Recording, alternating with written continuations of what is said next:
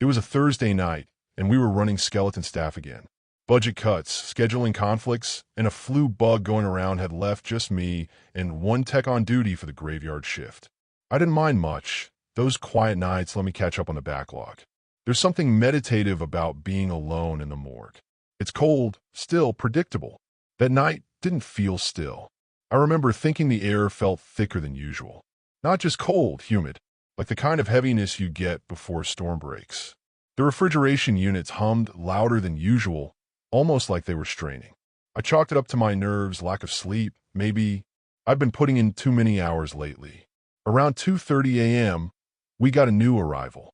A John Doe, male, early 30s, found dead at the wheel after a single vehicle crash on the outskirts of town.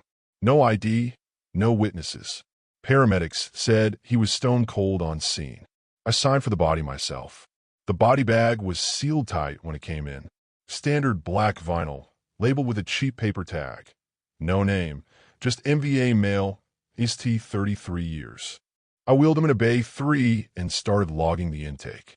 I remember unzipping the bag halfway, and that's when I felt it, a warm breath across my cheek. Just the faintest exhale. I froze. My skin prickled, and my first thought was that he was alive. Adrenaline surged. I grabbed a stethoscope, checked for a heartbeat. Nothing. No pulse. No respiration. Eyes clouded. Skin waxy.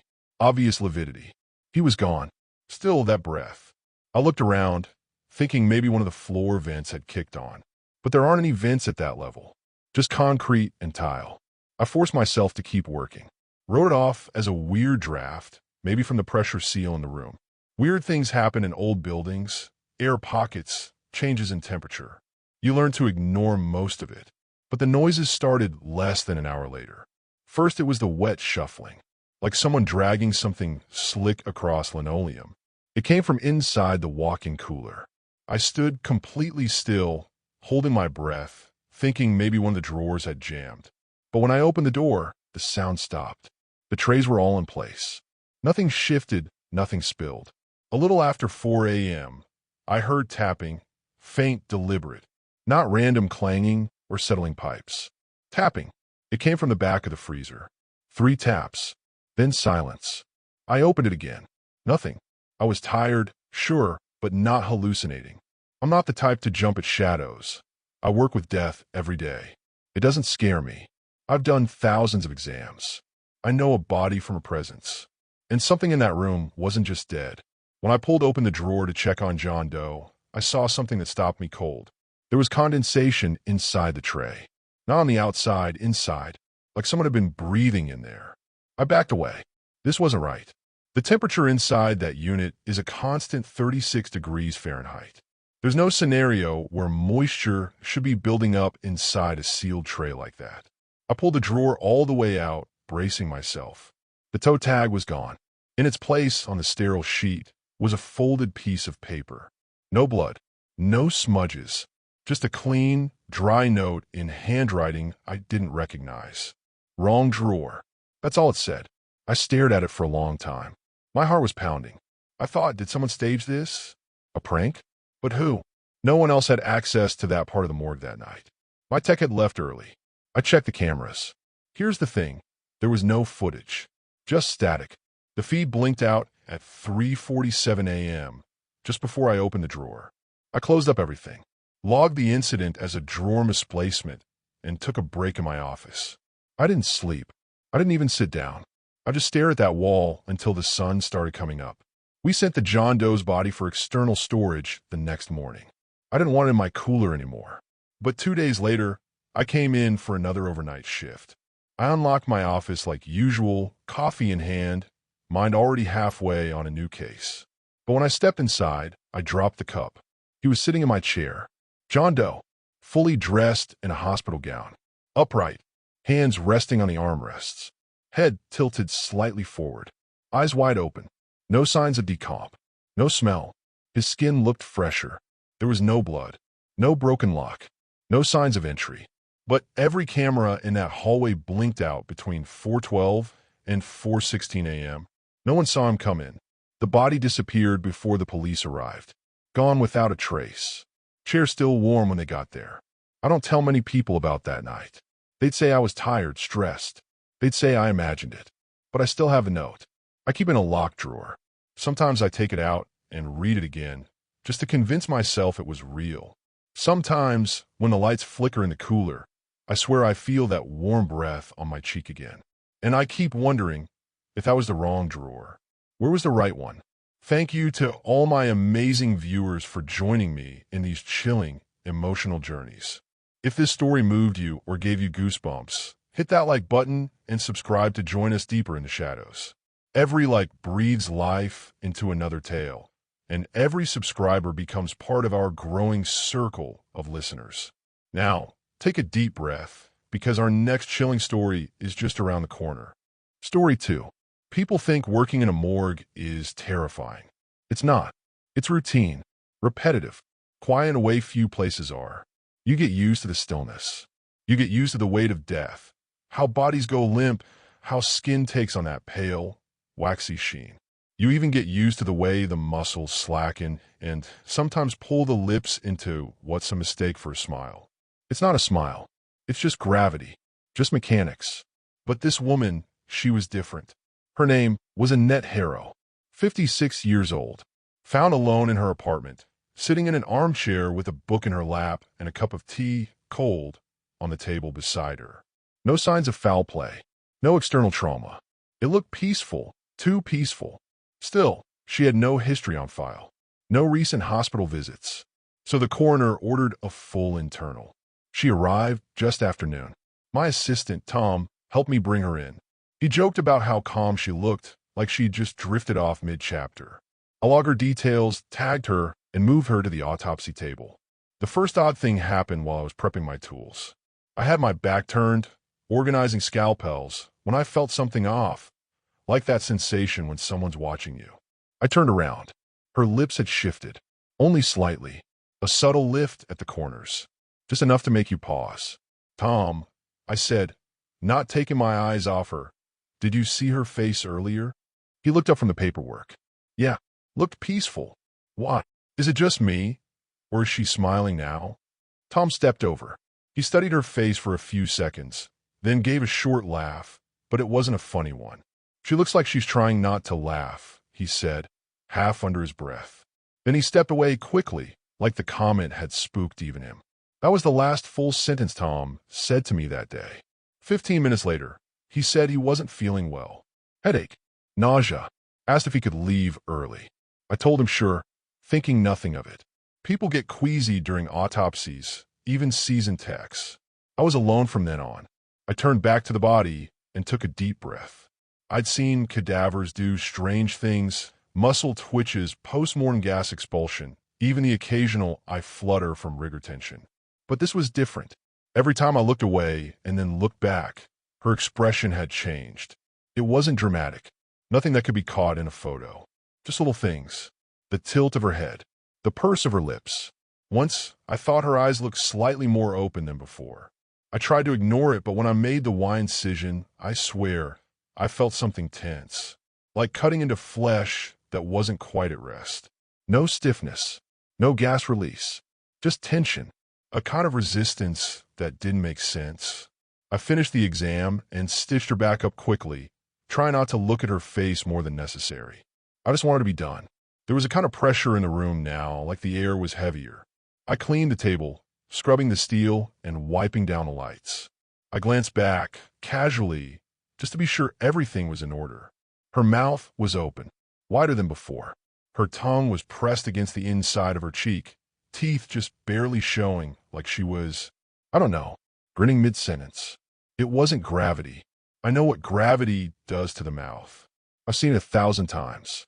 This was intention, and that's when the chill hit me, because I realized I had no memory of the last 10 minutes. I'd been cleaning, or standing. I checked the clock. Time had jumped. That's when I did something I never do. I pulled the security footage. I watched myself on the screen, standing at the foot of the autopsy table, motionless, eyes fixed on the body. 11 minutes and 24 seconds. I didn't move, didn't blink, just stood there, staring at her. I don't remember any of it. Later that night, Tom texted me, "I'm not coming back. Sorry, it's not the job. It's her. That's all he wrote. I haven't seen him since. I tried to push it from my mind. Told myself I was tired. Stressed. Maybe my mind played tricks on me. But it didn't end there. The next morning, I caught my reflection in the autopsy room window, and her smile was on my face. Not mine. Hers. That exact curl of the lip. For a moment, I couldn't move. It was like my own face didn't belong to me.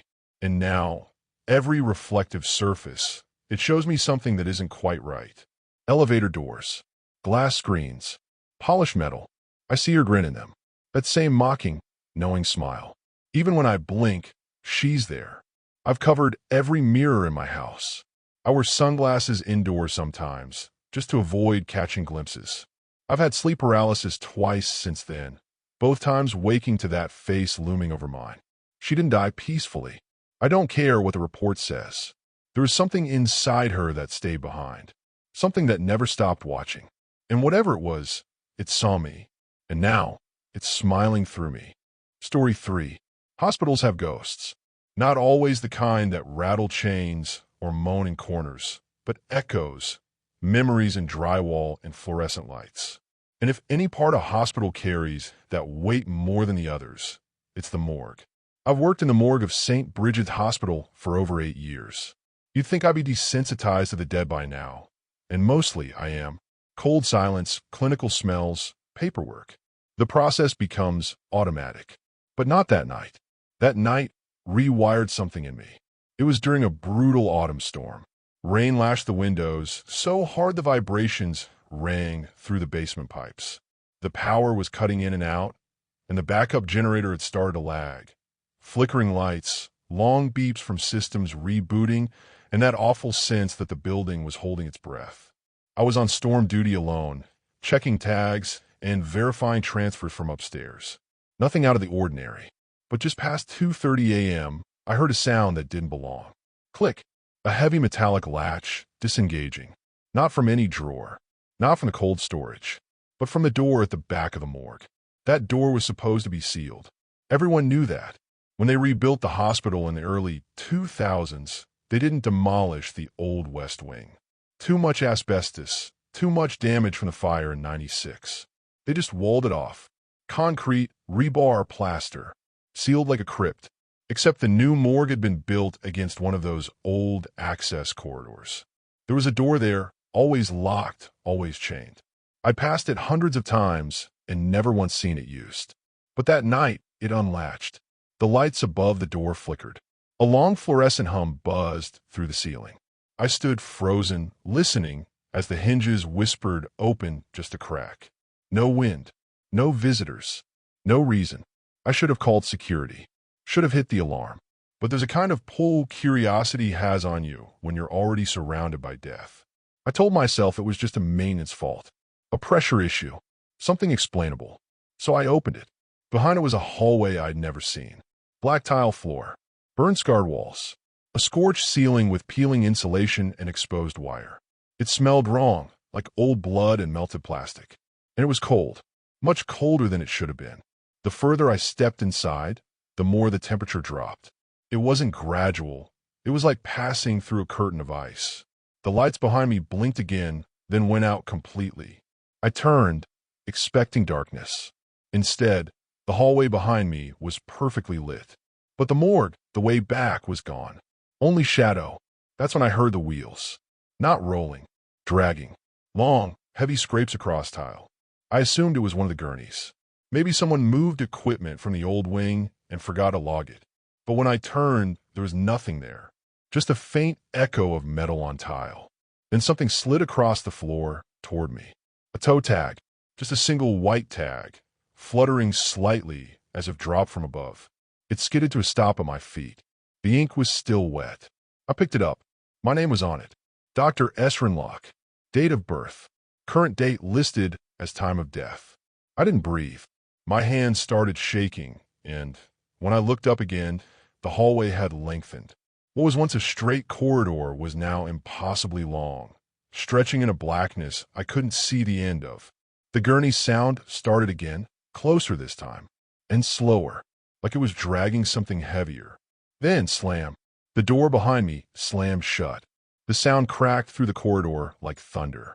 I turned and ran to it, tried the handle. It didn't budge. I pounded on it, shouted, screamed for help.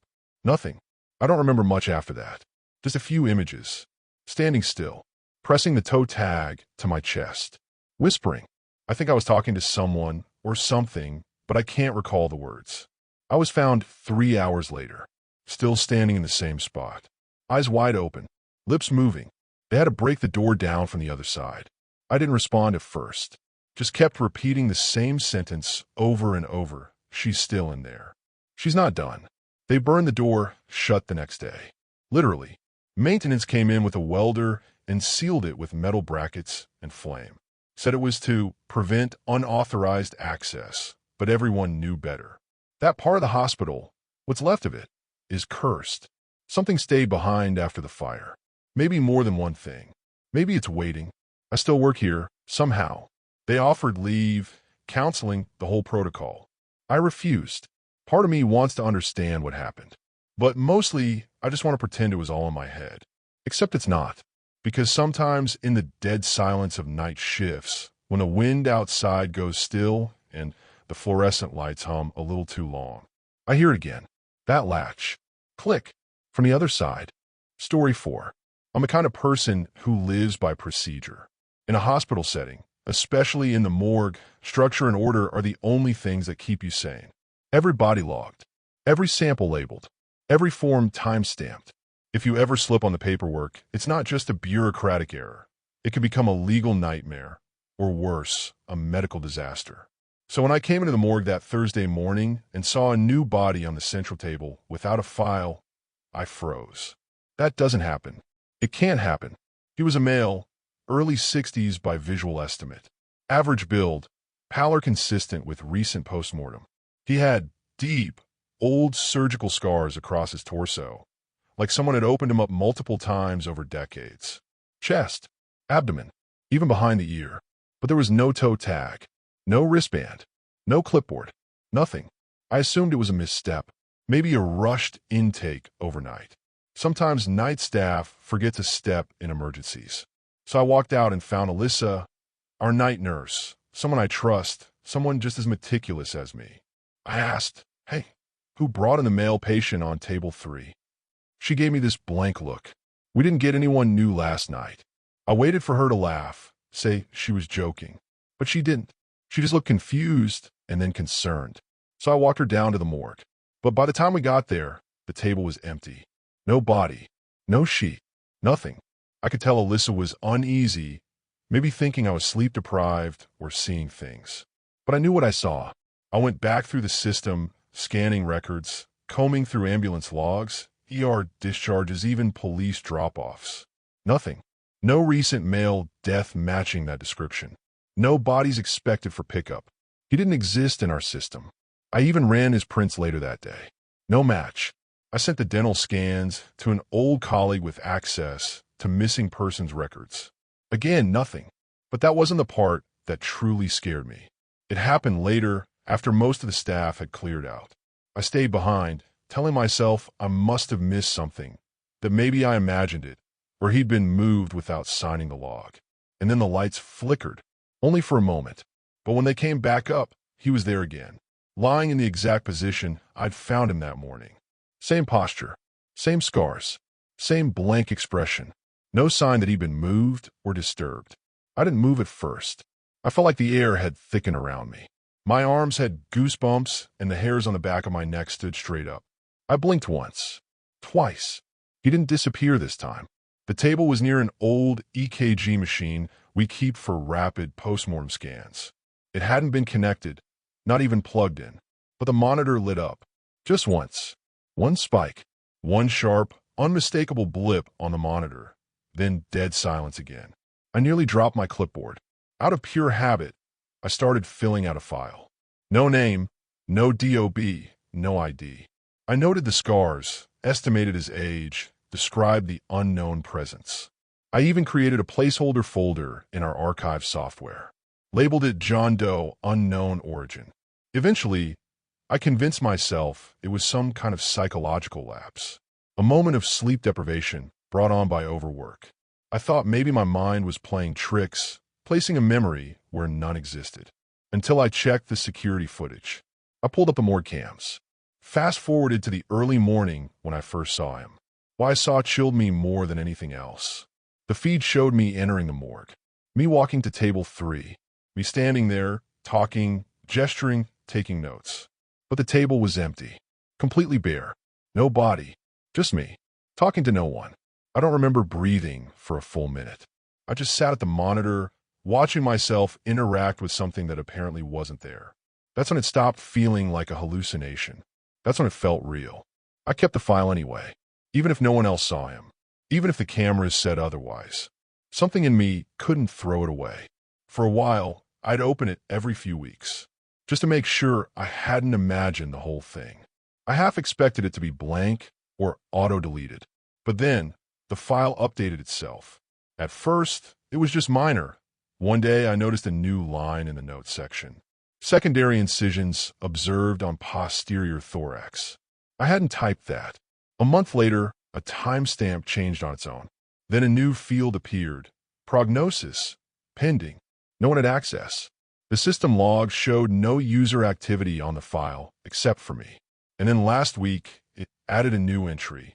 Date of death, September 17th. My birthday. Story 5. Autopsy, for most people, is a grim curiosity. For me, it's routine. Not morbid, not spiritual. Just anatomy.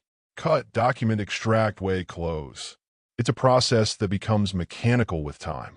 The Y incision is muscle memory now. Blade to clavicle, curve around the sternum. Cut clean through to the pubic bone. Expose, examine, note. There's a rhythm to it. That night, I followed the rhythm like I always do. The deceased was a male, mid-40s. Cardiopulmonary arrest. Nothing strange on the intake. Slightly elevated temperature noted post-mortem, but nothing to raise red flags. No family, no history provided. A county case. The incision was clean. I opened him up, cracked the ribs, and began removing the organs one by one, laying each into the scale trays. I remember placing the heart down, just a little heavier than expected, and making a mental note to revisit the tissue for calcification. Then my pager went off, just a call from records about another case. I stepped away for maybe 7 minutes. When I came back, everything had changed. The flaps of skin I'd folded open, they were closed, neatly, as if someone had sutured the body back up and peeled a Y-shaped incision inward like origami. I stood there in shock. My first instinct was to call my assistant. Maybe they had arrived early, maybe they misunderstood. But the morgue was silent. Lights humming, stainless steel glinting. No movement, no noise. I checked the hallway, storage rooms. Nothing. And when I opened the body again, this time more urgently, I immediately noticed something was off. The organs weren't where I left them. The liver, which I had already weighed, was nestled neatly beneath the diaphragm again. The stomach, which I had partially dissected, was completely intact. Worse still, the heart was back in a cavity. Still, beating. Not strongly. Just a faint, pulsing twitch, like the kind you see in muscle tissue during a fresh death. But this man had been dead for over 12 hours. I froze. It wasn't possible, and yet it was happening. I leaned in, placed my gloved hand on the heart. No pulse. But when I backed away, it twitched again. I stepped back and stared, unsure whether I was hallucinating. I hadn't skipped meals, hadn't worked an overnight shift. Everything in me screamed to stop, but the rational part of my brain overrode it. Redo the procedure. Get control back. So I started over. Incision, separation, clamp. I removed the heart again, watching closely this time, and placed it into the weighing dish. I examined it, recorded notes, even sliced into the left ventricle. Then I stepped out for 1 minute to retrieve the histology container. When I came back, the heart was gone from the dish, and the body closed again. At this point, I felt like I'd stepped into a surreal loop. I lifted the flaps of skin a third time, hands slightly shaking, and again, the organs were back in place. The incisions looked freshly sealed, even though I hadn't stitched a single suture. And the heart, again, faintly pulsing inside the chest cavity as if nothing had ever been removed. I told myself it had to be a psychotic break. I've seen what stress and grief can do to other doctors. We're not immune. We'll like to pretend we are. But in that moment, I had no other explanation. So I did something I never thought I'd do. I stitched him shut. Properly. Textbook stitching. Documented everything, cleaned the table, and rolled him into cold storage. Then I locked the morgue. Went home. Tried to sleep. Couldn't. I returned first thing the next morning, heart pounding the entire way down to the freezer. I don't know what I expected. Maybe the body would still be there, and I'd feel foolish for overreacting. Maybe he'd still be twitching. Maybe, I don't know, maybe nothing. But when I opened the drawer, it was empty. In its place was a file folder. Well, I didn't leave. My name typed on the tab. I pulled it out, slowly, and inside was a single page, the preliminary autopsy report I had started writing during the procedure. Same wording, same signature, same date, except I never signed it. I never typed it. Beneath the printed summary, in handwriting that wasn't mine, was a single line. Practice makes perfect. Try again. I stood there for a long time, unable to move. Then I noticed something small on the steel table where I'd worked the night before. A hair. Long, dark, and unmistakably coarse at the end, just like mine. Same length.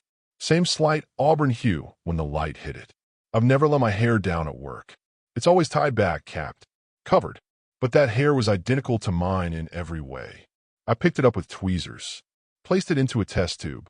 I haven't tested it yet. I don't think I want to know what it says. Later that day, I went home and shaved my head. Completely.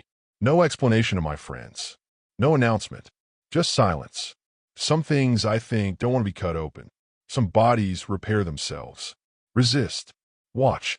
Sometimes I think about that line, try again. Not a threat. A challenge. Thank you to all my amazing viewers for joining me in these chilling, emotional journeys. If this story moved you or gave you goosebumps, hit that like button and subscribe to join us deeper in the shadows. Every like breathes life into another tale, and every subscriber becomes part of our growing circle of listeners. Now, take a deep breath because our next chilling story is just around the corner. Have you ever had an experience like John's? Or maybe you have your own story of an unexplainable presence, a quiet moment that still echoes in your heart? I'd love to hear it in the comments below. Each of your stories adds something special to this growing community of listeners, of feelers, of souls who believe there's more out there than we often see. And if someone you know might appreciate a good scare or a good cry, please share this video with them. There's more to come, more stories to tell. And remember, sometimes the scariest tales are the ones that could happen to any of us. Thanks again for watching, and I'll see you in the next video if you dare.